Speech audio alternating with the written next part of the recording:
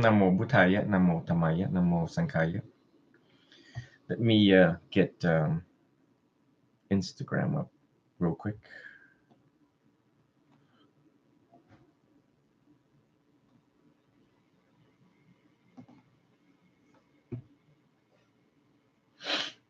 Okay, now we got Instagram up. Okay. So today I wanted to answer some questions from a student. Very good questions, by the way. I have to stop and activate all of these cameras to answer questions. That means the questions are really good. Furthermore, for students who've been asking very commonly questions like, are we vegetarian or vegan? What is the difference between Mahayana and Theravada? And what are the trademarks of Theravadans? Those can be directed to Google, because whatever Google tells you, I'm going to tell you the same thing. So questions need to be kind of like this. So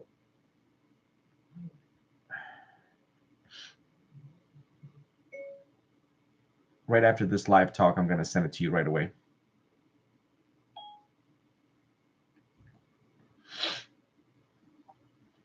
I need to send that to that student. Okay. All right. Again, I need students worldwide to be a little bit more thoughtful in the design of your questions, and that certain questions should not be asked out of convenience, especially in the midst of me trying to finish this book. So, when I'm done with the book, then I will say, yay, come forward. So you just got to do a little bit of homework instead of just out of convenience. Likewise, somebody here in Florida, all the way down south of Florida, Fort Myers area, also got really excited the fact that I published my phone number publicly. And again, lack of thoughtfulness leads them to call me instantly, and was like, oh, and and I was just like, some of these, I published my phone number for reasons such as, if you are actively having anxiety or depression, if there's a funeral, if someone's in the hospital, okay, pastoral care, all of that.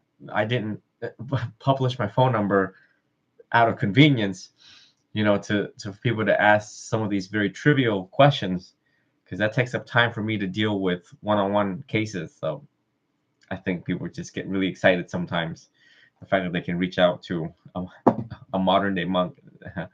All right, so let's address these questions that the student has. Let me pull it back up.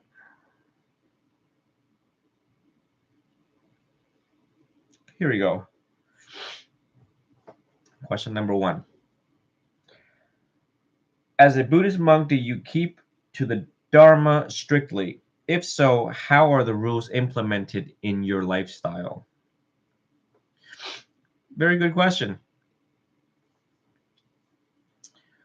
So the way how I was living before was not obviously how I have been living over the past going on 8 years as a monk.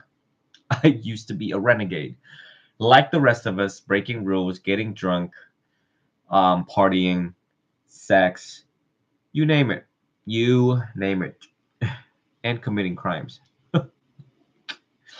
So trust me, I didn't hurt anybody. They're all stupid crimes. Like, let me not give examples. Okay. So anyways, boys will be boys, right? We all don't want to follow rules, but then it led me to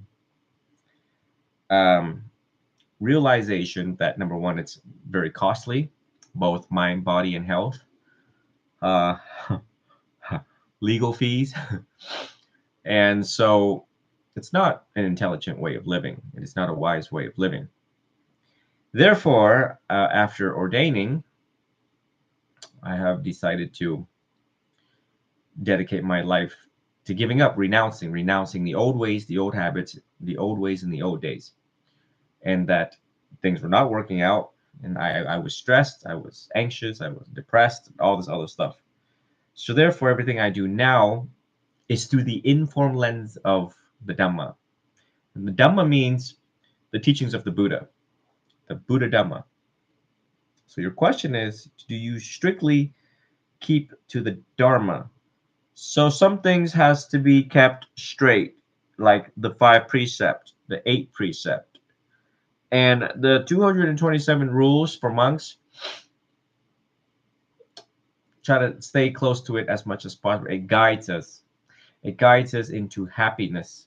Rules, the monastic rules were made so that we stay straight on the spiritual growth and development. Because I can go back to the old ways in the old days, in the old habits, but what would that, what how would that best serve me? How would I grow from it? Um, and you know, as me, um,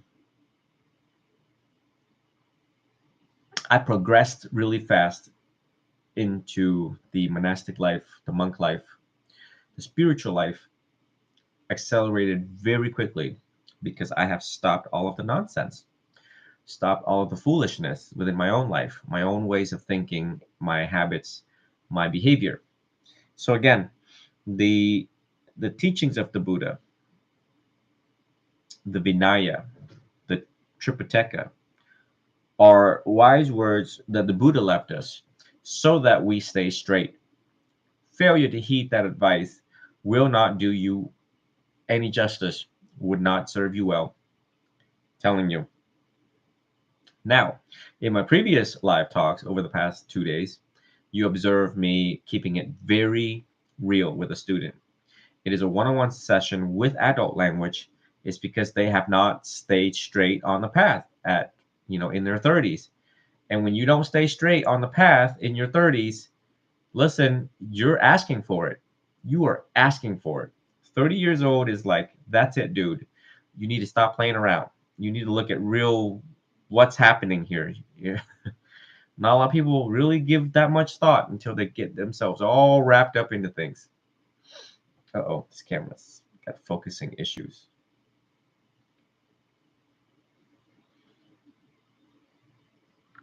Yeah, I'm not tripping. It's the camera. Okay. Get it together, Logitech. um, so anyways, I hope that answers that. I need to give comprehensive answers here. Okay. If so, how are the rules implemented in your lifestyle? Well, uh, you know, I owe nothing, I want nothing. Just a simple human, simple monk. We try to reduce, not ask for much, have less preferences.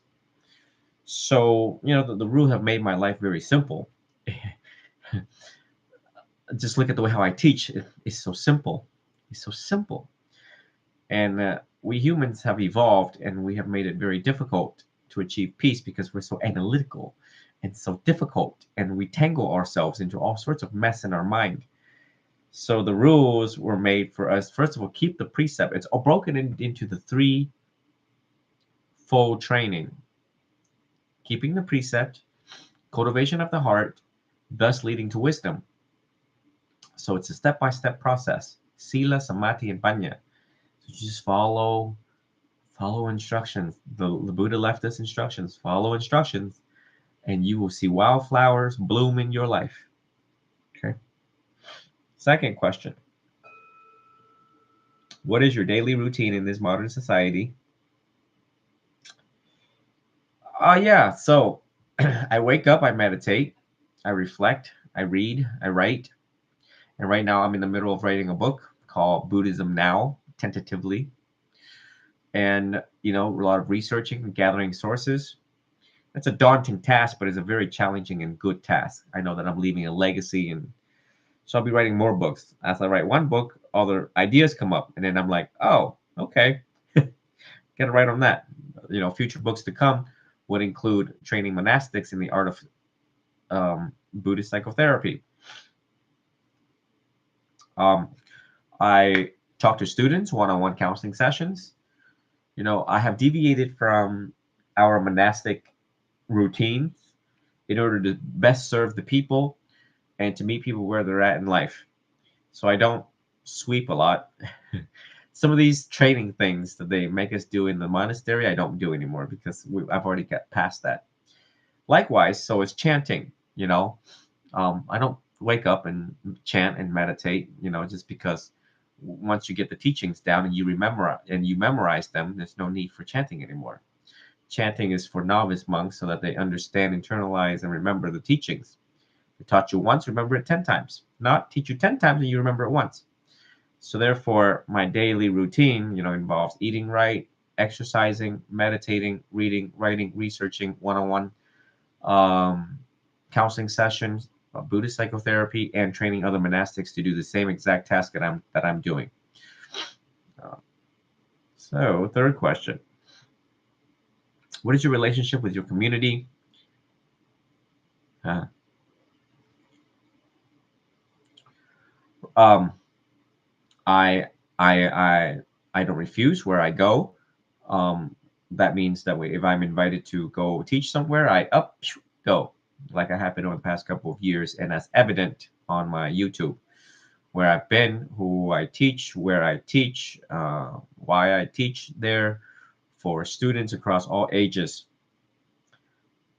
And right now I am meeting with students every Sunday at 9 a.m. at Blissful Beginnings to teach there, just because I've been in my cave writing my book. So I figure I need to have some form of engaging with the public, make myself available as the Buddha would want us to. But that's pretty much it. That I don't really engage much with the public, like in person, face to face, that much. Besides, where I need to go teach and Blissful Beginnings. I come back here. Most of my encounters with people is on the phone, in doing religious counseling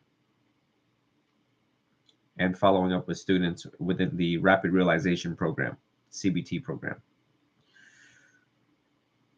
And you said, my final question is, do you believe the lack of knowledge in the religion in some countries, such as the United Kingdom, puts Buddhists that live there at a disadvantage because of the relationship needed between lay people and monks? Thank you so much.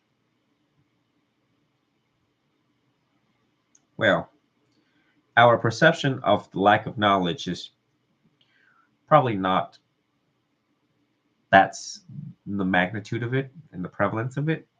It's because the existence of the internet, the existence of everyone's got phones and access to internet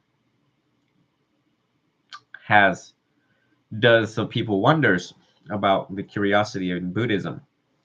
Religions worldwide across have made themselves known, visible, uniform, and apparent. So when people are stressed out in life, one needs to ask, do I need to turn to God? Do I need to turn to Christ? Do I need to learn? Do I need to turn to Buddha?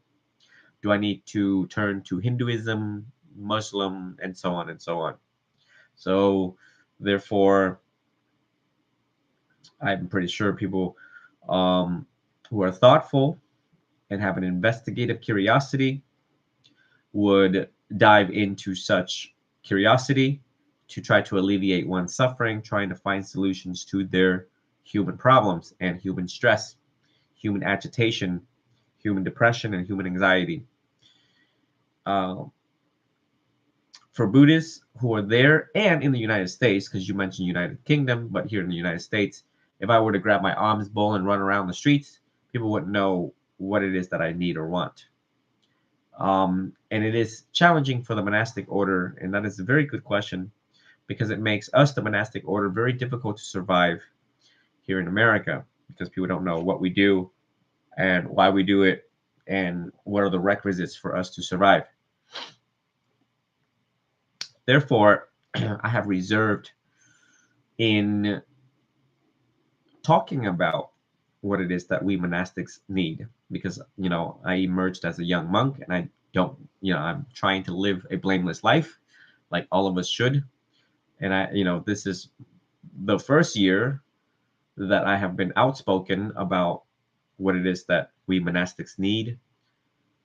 And if you were to take my example, is that I have so many programs. Earlier last month, I told people like, look, I don't even have new robes for novices, emerging young monastic monks. Necessity to even do things. And I have told people, they're using my retired robes. My retired robes have been washed so many times that when you do that thing to straighten out your robes or your towel at home, it like sticks onto each other because it has no weight to drop down. That's why it's retired, because I couldn't even get it to just go down so I can wrap myself.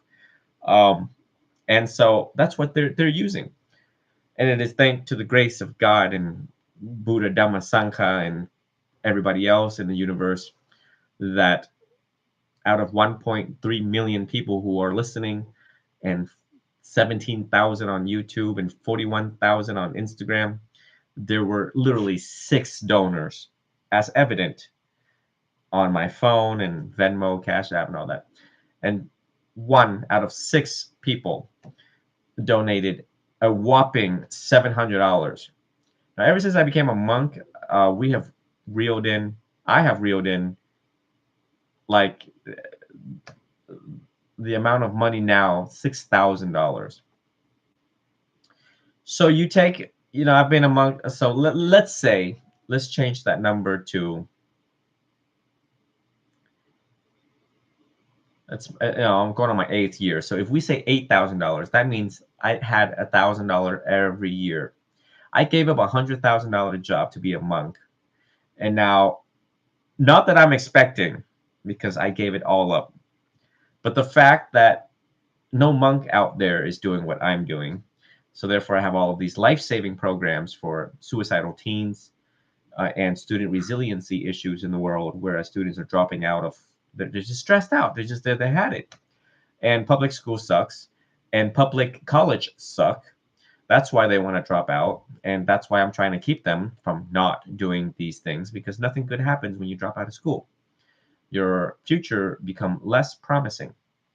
So therefore, I engaged into all these programs, and quite frankly, I thought it was going to work out, but it did not.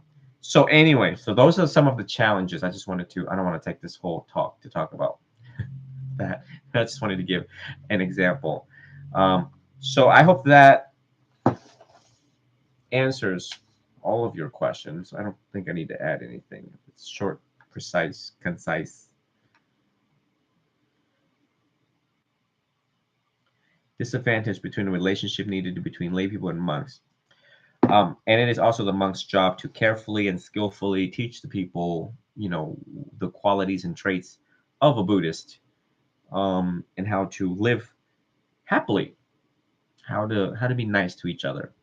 So wherever people don't know about us, it's our job to skillfully teach them where they're at, meet people where they're at in life. Let me rewind my head, see if I'm missing anything.